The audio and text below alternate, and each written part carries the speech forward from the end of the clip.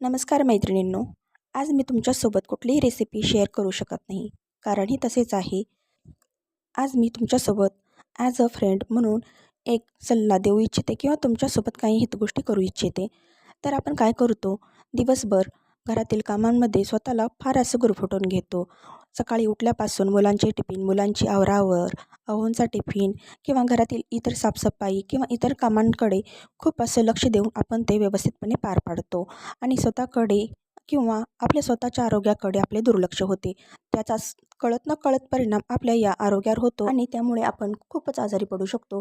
त्यामुळे आपण स्वतःची काळजी स्वतःच घेणे आवश्यक आहे, कारण आपण स्वतः निरोगी असेल तर आपले संपूर्ण कुटुंब हे आरोग्यदायी होऊ शकते आणि आनंदी. तर मैत्रिणींनो, तुम्ही देखील स्वतःच्या आरोग्याची काळजी नक्की घ्या. आपले शरीर अगोदर आपण आजारी पडण्यापूर्वी देखील आपल्याला संकेत देत असते. त्या संकेताकडे तुम्ही अजिबात दुर्लक्ष करू नका. रोजच्या कामामुळे येणारा शीण, थकवा याकडे देखील अजिबात दुर्लक्ष करू नका, कारण हे छोटे छोटे वाटणारे आपल्याला बदल आहेत.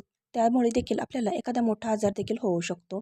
त्यामुळे मैत्रिणींनो, एखादे चांगले डाएट फॉलो करा. योग, प्राणायाम आणि व्यायाम करून आपण शारीरिक आणि मानसिकरित्या देखील तंदुरुस्त राहू शकतो. तर संपूर्ण कुटुंबाची जबाबदारी आपल्यावर असल्यामुळे आपण रात्री सर्वात शेवटी झोपतो आणि सर्वांच्या अगोदर पहाटे उठूनच आपण कामाला लागतो.